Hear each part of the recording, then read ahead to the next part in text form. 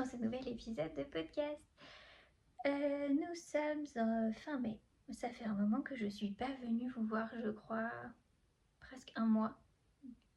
Quand je dis presque, ça veut dire plus ou moins. À mon avis, ça fait plus. Mais bon, voilà. Me revoilà. Changement de décor. En fait, j'avais la flemme de déplacer plein de choses. Donc du coup, je me suis installée là. Voilà. Donc, changement de décor pour un pas décor. Bref, tout va bien. J'ai retrouvé de l'énergie parce que notre deuxième fille, qui va avoir 20 mois mi-juin, a enfin décidé que la nuit, c'était fait pour dormir. Donc, ça va beaucoup mieux. Alors, elle se lève tôt, entre 5h45 et 7h30. Mais elle dort de 20h jusqu'à par là. Ce qui est quand même vachement bien. Donc, si vous êtes dans des nuits de galère, courage. Ça finit par arriver quand ils auront décidé. Alors, en fait, c'est le problème, c'est qu'il se passe tellement de choses dans leur tête, dans les rhumes, juste la maturité du cerveau qui fait qu'ils n'arrivent pas à... Enfin, voilà, que les cycles de sommeil sont pas bien calés. Enfin, bref, il y a plein de raisons diverses et variées qui font que ça prend du temps. Mais ça arrive. Ne désespérez pas, ça arrive. Donc ouais, ça fait depuis le 1er mai, grosso modo, on est parti en vacances. Et je sais pas si c'est le changement d'air ou si c'est juste qu'à ce moment-là, elle a passé un cap de maturation là-dedans, là-haut. Bref, toujours est-il qu'elle dort enfin. Et ça, c'est quand même vachement cool. Voilà. Donc j'ai retrouvé de l'énergie. Pas forcément pour tricoter et coudre parce que j'ai pas tant tricoté que ça et pas tant cousu que ça. Enfin si, j'ai plus cousu que tricoté pour le coup. Parce que du coup, en fait, j'avais plus d'énergie pour travailler. Donc j'ai plus travaillé eu du temps pour mes loisirs perso, mais c'est pas grave. Je sais que ça revient et en fait, ça m'a pas forcément tant manqué que ça. Ouais. Bon, puis on peut pas tout faire. Donc c'est des cycles, la roue, enfin ça va, ça vient, la roue tourne. Donc peut-être que plus tard, je me remettrai à tricoter frénétiquement ou pas, on verra. Toujours est-il que j'ai terminé. Bon, ça fait un moment que je l'ai fini, mais je vous l'avais pas montré en vidéo encore. J'ai terminé mon pull calamondin. Évidemment, je n'ai pas repris les fils. Voilà. Je vais vous montrer le corps. Hop, donc j'ai repris, c'est les mêmes couleurs. Voilà, j'ai rajouté... je crois que sur le modèle, il s'arrête ici. Moi, j'ai rajouté tout ça. Parce que j'ai des grands bras. Et sur le corps, j'ai dû rajouter au moins... Je sais plus si j'ai rajouté ça ou ça par rapport au modèle. Parce que j'aime bien quand ça me couvre la ceinture du pantalon et pas quand c'est trop court. Donc du coup, je l'ai rallongé. Et bah, je l'ai rallongé, vous voyez, sur les bras. Il n'y avait pas forcément besoin de plus ni moins. Enfin, voilà. Il faut dire qu'en fait, j'ai des grands bras. Donc c'est un modèle de Yarn Flake Audrey Borrego qu'on commence par le dos à plat. Ensuite on crée les raglans petit à petit pour finir par rejoindre en rond ici. On relève des mailles pour l'encolure, ça on peut le faire après mais comme je suis en haut je vous le dis en haut. Et ensuite on fait ce motif là, donc la grille va de là à là, là à là sur le raglan pour ma taille et ensuite on reprend la grille qu'on déroule sur le corps. En fait, ce motif là, c'est le même que celui-ci, mais là, il n'y a pas la rangée au-dessus. Voilà, donc le motif se poursuit sur le raglan. Hop. Et on termine par des côtes. Je les ai fait plus courtes. Il y avait 10 cm de côte. J'ai fait que 8. Parce que c'était trop long. Enfin, c'était long. Terriblement long. Voilà. Et en fait, ça suffit largement. Je l'ai tricoté comme préconisé le corps en 3,25, d'où le c'était long. Et finalement, je vais vous redresser un poil, bougez pas. Bougez pas. Hop là, oula, pas trop, un petit peu, juste comme il faut. Voilà. En fait, je me suis rendu compte que mon échantillon n'était pas bon. Il était bon à plat, mais pas en rond. Et encore moins en jacquard. Donc finalement, j'étais partie sur une taille 2.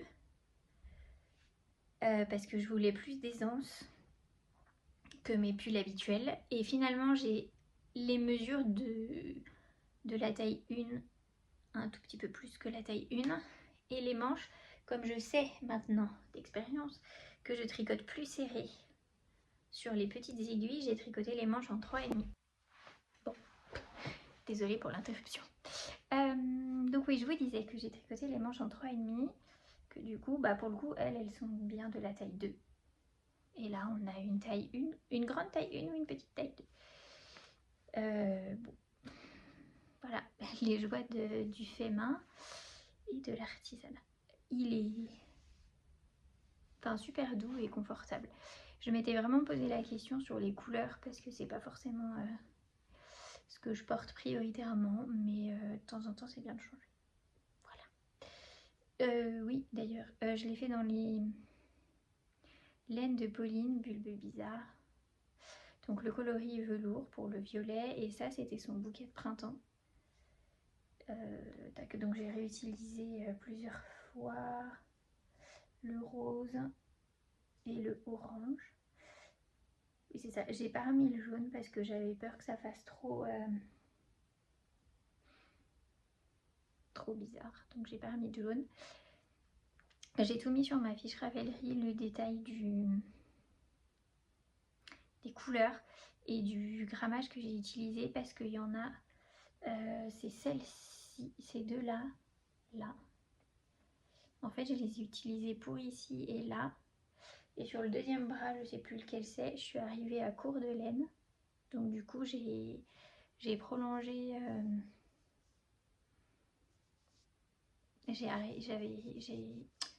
pardon, je suis pas arrivée au bout de mon motif avec cette couleur là, donc du coup j'ai fait un petit changement de couleur plutôt, ça doit être de ce côté là, mais alors et après je me suis dit que heureusement que je les avais mis à la suite ces deux là, parce que sinon j'aurais été bien embêtée si ça avait été bon, encore ces deux là ça pouvait passer, mais alors si ça avait été jaune ou même celui-là là, ça aurait été la cata. Voilà pour ce pull. Quoi d'autre en cours? Je vous l'avais montré la dernière fois, je l'ai toujours pas fini. Un châle qui est le châle. Je vais essayer de pas faire trop de bruit. Saison. Hop, que je tricote avec de l'alpaga lace noir en double pour faire une figurine, et ce coloris, ah si, c'est pas mal comme ça, qui est impossible à prendre en photo, à filmer ou à quoi que ce soit. Là avec la lumière c'est pas mal, qui est le coloris abat bois. C'est à l'envers. Abat bois de Arcoiris Yarn. C'est à l'envers. Bref, c'est pas grave. Je l'ai mis sur ma fiche Ravelry. Il est presque fini. Enfin, presque. Je suis dans les rangs interminables. Hop. Donc, on commence par là. Hop. C'est coloré tout ça. Par là, la pointe là. Il y a une première section que de points mousse. Ensuite, et là, vous allez voir. Ici. Ça se voit? Oui, ça se voit. Que j'ai pris qu'un seul fil. C'est le seul endroit, hein, ça se voit. Ensuite, on a de la dentelle, à nouveau des rayures, du point mousse, des rayures, de la dentelle. Et là, maintenant, j'ai fini. Je vais resserrer un peu pour vous voyez mieux. J'ai fini les rayures. Oui. J'ai fini les rayures et maintenant, il y a une section de points mousse. Il y a une vingtaine de rangs de points mousse. L'idée, c'est de finir ça, de l'utiliser complètement. Donc, je vais voir si je... En fait, j'aimerais pas avoir de reste. J'aimerais ne pas avoir de reste. j'aimerais finir ça. Donc je vais faire les rangs préconisés par le modèle. Et suivant ce qui me reste, je referai peut-être des rayures. Parce qu'en fait le rabat c'est un I-cord en noir. Enfin dans la couleur de la dentelle. Et donc là j'en ai trop. Je sais que cette laine elle est éternelle. N'en finit pas. Bref, voilà. Donc du coup je verrai si j'ai assez. Je referai peut-être des rayures avant de faire le rabat. Pour essayer d'utiliser le plus possible de laine. Donc voilà pour ce châle, je pense qu'il sera fini la prochaine fois que je viendrai vous le montrer. Parce que là c'est que du point mousse en plus. Donc à part le rabat en I-cord, ça devrait aller assez vite. Et après je pourrais commencer. En fait je me suis pas vraiment autre chose. Je me suis pas vraiment dépêchée parce que en fait je savais pas quoi tricoter après. J'hésitais entre un pull que j'ai envie de tricoter depuis longtemps mais que bah, c'est un pull en fingering et mohair. Donc c'est pas vraiment la saison. Faire un haut d'été, mais lequel? Parce que j'ai des quantités pour en faire 4, 3, 4. Donc je savais pas trop par lequel commencer. Donc ça m'a motivé. Enfin c'est pas que ça me motivait pas à avancer sur le châle, mais c'était pas non plus... Voilà, j'avais... Bah, quand on sait pas quoi faire après, bah, c'est sûr qu'on se dépêche vachement moins. Donc j'ai pas... Voilà. J'ai pris mon temps. Donc je pense que je vais faire un haut d'été et qui se tricote en 4 en point mousse. Parce que en plus on va avoir de la route un peu et le point mousse c'est bien. En voiture c'est bien. Bah surtout que c'est pas en rond en fait. Quand c'est en rond c'est chiant, point mousse, parce qu'on fait un rang droit, un rang vert. Me semble.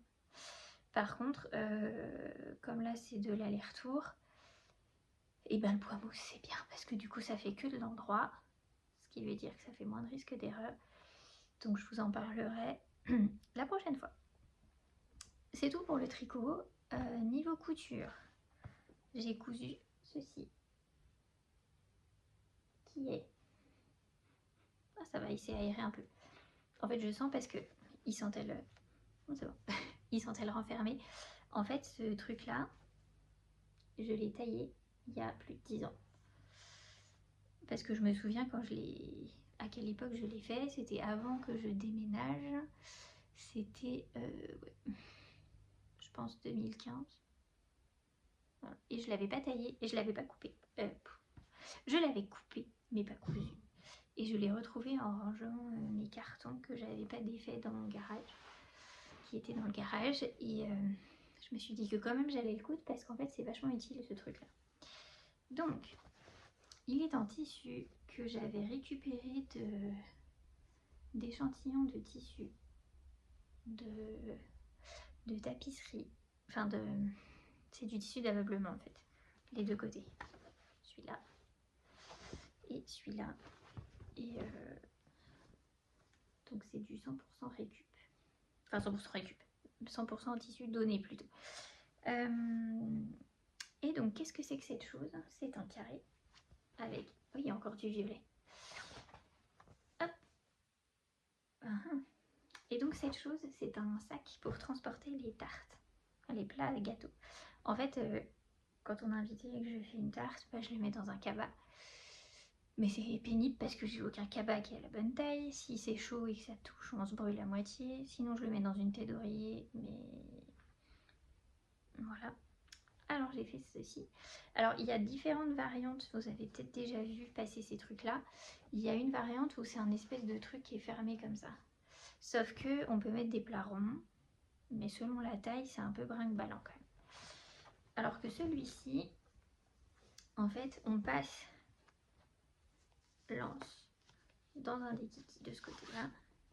Hop, pareil de l'autre côté.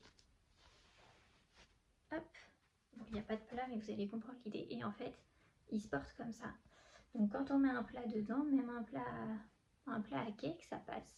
Un plat rond de n'importe quelle taille, en fait, il passe. Et on a la poignée pour pas se brûler. Voilà. Qui est très pratique. En soi, ça m'a pris une demi-heure à coudre. J'ai passé plus de temps à repasser qu'à coudre. Donc vraiment, 10 ans pour coudre ce truc, c'était vraiment... Bref. En fait, je l'avais complètement oublié. C'est quand j'ai ouvert la boîte où il était, je me suis dit « Ah, mais j'avais préparé ce truc-là, ça va être super utile. » Voilà, donc il a déjà servi une fois. Et c'est super utile, je confirme. Voilà. Si j'y pense, je vous mettrai le tuto dans la barre de description. Pour que vous puissiez retrouver. Après, c'est pas compliqué. Enfin, c'est pas compliqué. Toujours pareil, compliqué ou pas, c'est tout est relatif. Mais c'est des... Enfin, c'est que des rectangles. Enfin, non. Un grand carré. Et après, c'est que des rectangles. Pour faire du coup l'anse qui vient au milieu. Et puis ça. Voilà. Donc c'est pas... C'est que des coutures droites. Il faut juste un petit peu de repassage pour faire les petites pattes là. Voilà. Et puis après, c'est des coutures en croisées pour que ce soit bien solide. Enfin, rien de... J'ai une drôle de mèche là. Pour une fois, j'ai le retour et bah, d'habitude, je me vois pas. Je teste des nouveaux trucs et du coup, je vois que j'ai une mèche bizarre là. Enfin bref. S'en fout. C'est pas un tuto coiffure. Un tuto. Enfin, c'est un podcast couture et non pas coiffure. Donc voilà ce que j'ai fait en couture. J'ai également fait autre chose pour ma fille parce que pendant les vacances de mai, donc la semaine du 1er mai, on est allé à Aigues-Mortes. Et à Aigues-Mortes, on a vu des flamants roses, des vrais, mais surtout des flamants roses en des peluches. Des petites peluches, des plus enfin de tailles différentes, voilà, qui étaient en vente dans à peu près tous les magasins de Aigues-Mortes. Et bah, notre fille de 5 ans, bah, ça lui a bien plu, les petits flamants roses, c'était mignon. En plus, on a croisé pas mal de petites filles qui avaient des flamants roses. Donc ça lui faisait envie, mais par principe, enfin c'est pas par principe, mais plutôt par conviction, par bon, bah, on a eu du mal à lui acheter même 4-5 euros un petit flamant rose fabriqué en Chine avec des tissus bah, pas ouf, avec des tissus pas terribles faits par bah, pour être vendus à 4 euros dans une boutique de souvenirs en France. On peut se dire que la fabrication des choses n'est pas forcément terrible d'un point de vue écologique, éthique, de qui les fabrique et avec quoi et dans quelles conditions, qui que quoi comment, voilà. Donc ça a fait, enfin pas un drame, mais on en a discuté avec elle et je lui ai expliqué que bah, si elle voulait un flamant rose, on allait le faire toutes les deux. Bon, elle n'a pas oublié. Je m'étais dit peut-être qu'elle va passer à autre chose, je lui ferai quand même, mais voilà. Donc non, chose dite, chose due. Donc j'ai cherché dans la voiture sur le chemin du retour un tuto pour faire un flamant rose, pour trouver un patron. J'ai trouvé. Alors c'est en anglais. Les instructions de montage, je les ai pas suivies. Donc j'ai fait à ma sauce. Mais en fait, moi, j'avais pas forcément besoin qu'on me dise comment le faire, mais d'avoir un modèle. C'est tout, d'avoir un patron. Donc j'ai trouvé. J'essaierai de vous mettre le lien dans la description aussi, si ça vous intéresse. Et donc hier, comme elle était malade, elle est restée à la maison. Enfin, ça allait mieux, mais il pleuvait, donc on l'a gardée à la maison. Et on a fait le flamant rose. Voilà. Donc, il s'appelle, sur le modèle, il s'appelle Flossie le flamant rose. Hop, voilà, comme ça, elle vous l'avez en entier. Donc, elle a choisi les couleurs. Tissu uniquement de récup. Enfin, non, pas de récup. De mon stock. Là, sur l'œil, qui est un reste de mon pantalon en velours noir, il y a une toute petite broderie pour faire le blanc de l'œil, des deux côtés, bien sûr. Voilà. Et ce tissu là, c'est du tissu que j'avais acheté en Espagne il y a très longtemps. Il m'en reste... Oh, il y a un petit... ça c'est le reste d'une jupe que j'ai fait pour ma fille. Ça je ne sais plus ce que c'est. Et ça c'était des petits coupons de velours côtelé que j'avais acheté pour faire des petits doudous que j'ai jamais fait. Donc il y a du rose là, du rose là. Et pour les pâtes que j'ai fait à ma sauce parce qu'en fait les pâtes étaient pas... Il y a une partie du patron qui utilise de la feutrine pour l'œil, la partie ici sur l'aile et les pattes qui sont en feutrine normalement, mais j'en avais pas. Et je voulais utiliser ce que j'avais, donc c'est pareil, c'est du velours côtelé, hop, et le dessus est rose, le dessous est rouge. Choix de la maître d'œuvre. Maître d'œuvre, oui, maître d'ouvrage. Enfin bref, je sais plus, de la propriétaire. Voilà. Donc c'est pas parfait hein, mes coutures. Voilà. Donc normalement en fait les pieds ils sont, enfin les jambes sont rembourrées mais pas les pieds. Ils sont plats avec 2 épaisseurs de feutrine. Mais moi je les ai rembourrés. Elle a pas voulu que je fasse des coutures pour définir avec les orteils là. J'ai laissé, hop, les ailes. Voilà, donc en fait sur les ailes, là faudrait que, voici je pourrais le refaire. Hop, vous avez en fait un patron qui fait toute l'aile.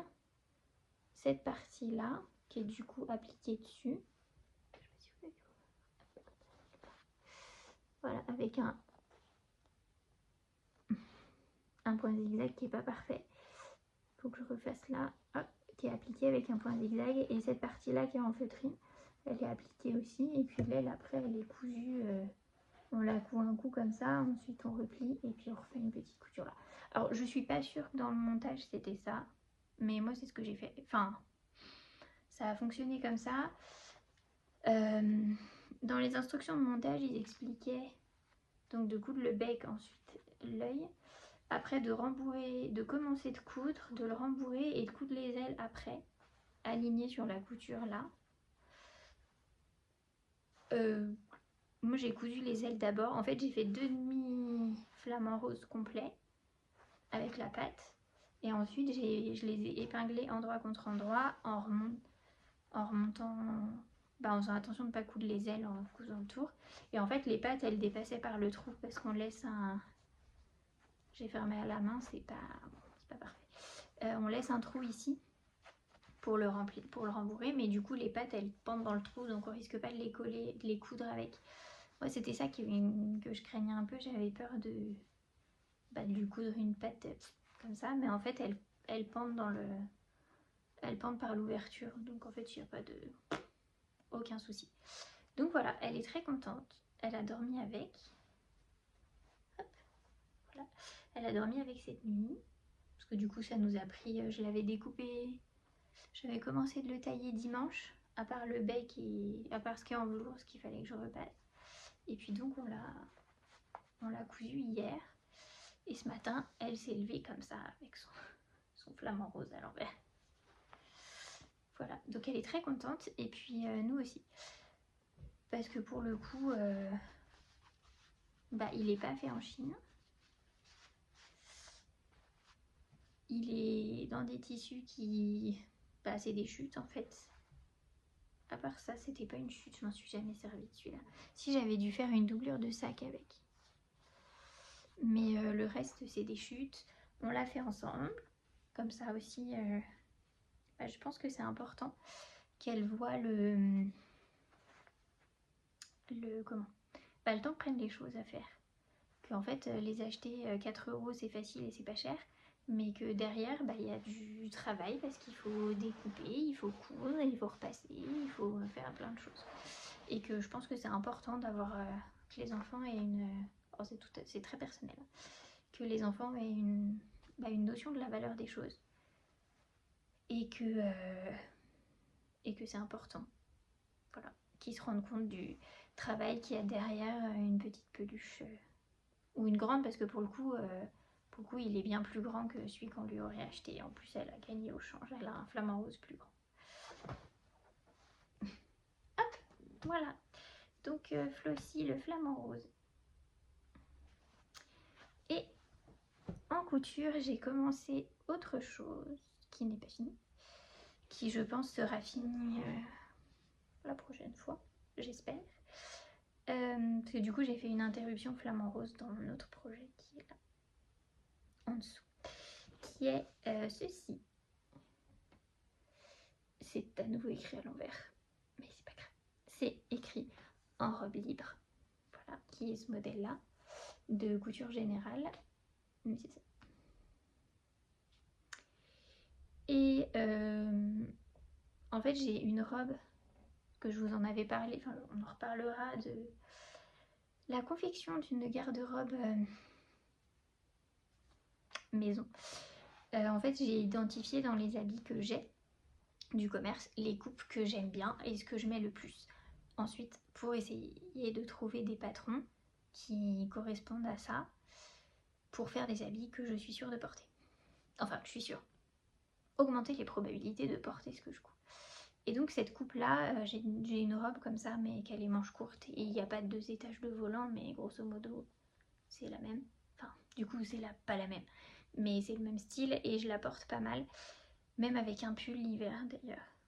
Avec mon pull 13 KO ça va parfaitement bien. Sauf que bah il y a des fronces.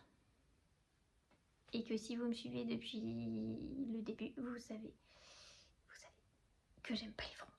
Mais je me suis dit, après tout, à un moment, il faudrait essayer de se réconcilier avec les fronces. Donc, j'ai commencé cette robe dans une mousseline polyester, je pense. C'est électrique, donc oui. Qu'une de mes amies m'a donnée avant de partir vivre en Amérique du Sud. Donc c'est ma toile portable. Voilà.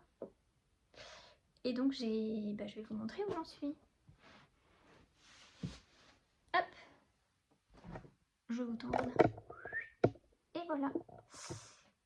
Donc, j'ai fait le... En fait, si je rapproche, vous n'allez plus rien voir. J'ai cousu le haut de la robe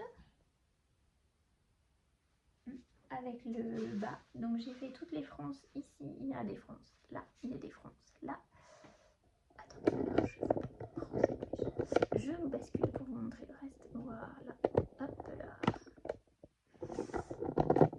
Et donc, il me reste à faire... Alors, la doublure, elle est prête.